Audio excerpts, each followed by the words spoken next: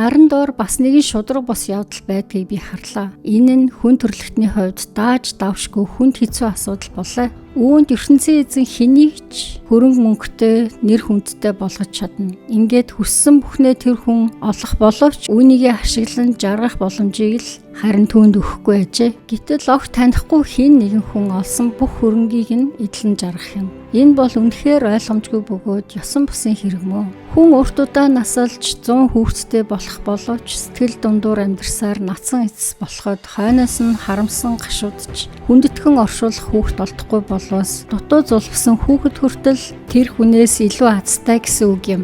Гэтэл хүн дутуу төрөх юм бол анханасаа төрөх ямар хэрэг вэ? Тийм хүүхэд төрсөн даруйдаа үхлийн харанхуйд орж ор мөргүй алга болох ажээ. Тиймээс наран доор энэ хорвогийн гэрэл гэгээг хинч хараагүй, юу ч мэдэхгүй өнгөрсөн тэр хүүхэд ямар ч хүнээс илүү амар тайван байлаа гэсэн үг юм а. 2000 жил наславч амьдралаас аз жаргал олоогүй, сэтгэл хангалуун байж үзээгүй хүн дутуу төрсөн хүүхдээс ч дор золгүй ажээ. Тэгээд ч өндөр настан болон зулбаж гарсан хүүхдийн аль нь адилхан булшинд л орох нь зайлшгүй. Хүн амиа тижээх гэж хичнээн зүтгэвч эзэн хоолндоо цадна гэж байхгүй аж. Ерөн цэцэн хүн тэнгээс юугаар илүү юм бэ?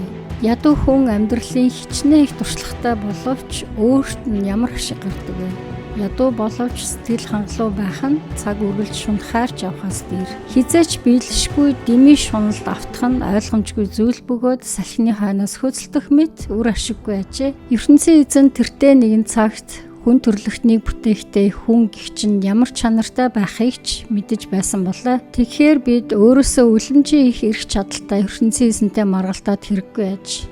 Тэрч байтугай хүн түүнтэй үе төмөн үг хаялцсан маргалтавч улмал утгагүй байдалд өөрийгөө оруулах болно. Үүнээс болоод хүнд ашиг гарахгүй. Учир нь хүний нас богино бөгөөд амьдрал утгагүй учраас энэхэн насандаа хүн юу хийж амьдрах нь зөв болохыг хэн ч хэлж чадахгүй. ертөнцийн эзэн хүний амьдралыг сүүдэр мэт зуурдын хэрэг болгосон аж. Тэгээд хүний нас барснаас хойш наран доор юу болохыг нь хэн түүнд урдаас хэлж өгч чадахгүй.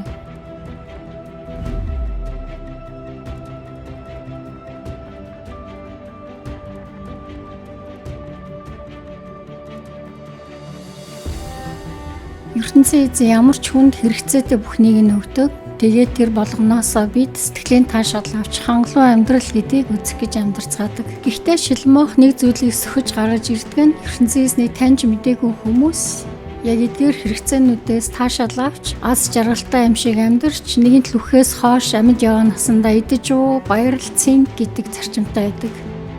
Хүн урт удаан насалж 100 хүүхэдтэй болох боловч сэтгэл дундуур амьдарсаар нацсан эцэс болоход хойноос нь харамсан гашуудж хүндэтгэн оршуулах хүүхэд олдохгүй болоос дутуу зулбсан хүүхэд хүртэл тэр хүнээс илүү азтай гэсэн үг юм. Баян чинэлэг байдлын нэг илрэл бол үр хүүхэдтэй байх явдал яахаргүй мөн. Гэр бүл амар тайван амьдрал, үр хүүхдээр элбэг дэлбэг сайхан амьдралыг хүн бүхэн хүсэн тэмүүлэх хэдий ч насны эцэст хүн өөрийнх нь гаргасан шийдвэр, хийсэн үйлдэл, бүр эсвэл үр хүүхдүүд нь эргээд амьдралаас аз жаргал, амар тайвны хайсаар завгүй байх үеэр хүн гихч ганцаардалтуунд насыг бардаг. Энэ наран доор буюу дэлхий дээрх зөвшөөрөгдсөн бүхэн ертөнцийн эзнээс сонгосон хүмүүст огт хамааралгүй. Яагад гэвэл түүнийг таньж мэдгүй хүмүүс нь энэ амьдралын төлөө амьдардаг бол түүний сонгосон хүмүүсийн амьдрал нь мөнхийн хаанчлалын төлөө байдаг. Ийм учраас бид нэг зүйлийг сайтар анхаарах хэрэгтэй. Энэ бол та бидний сонголт. Учир нь та зорьсон зүйлдээ хүрчихсэн байж болох ч тэр нь таны амьдралд огт өөр бодсноос ч тийсөөр үр дагавар авчирч мэднэ.